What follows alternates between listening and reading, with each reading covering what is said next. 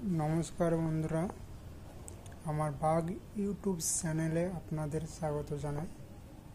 এই যে আমি ঠাকুরটা তৈরি করছি, কিছু কাজ হয়েছে, মুখ তোলা হয়েছে এবং একটা গণেশ বেলমাটি হয়েছে, সিংহর মুখটা হয়েছে এবং মোষের মাথাটাও হয়ে গেছে, ওষুধটা হয়েছে, খানিকটা বাকি আছে। এগুলো মুখ তৈরি হচ্ছে।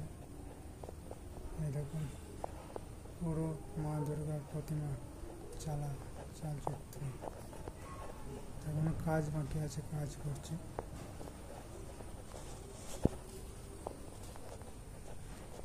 ঠিক আছে, তো অবশ্যই এই ভিডিওটা লাইক, সাবস্ক্রাইবার এবং কমেন্ট করে দেবেন।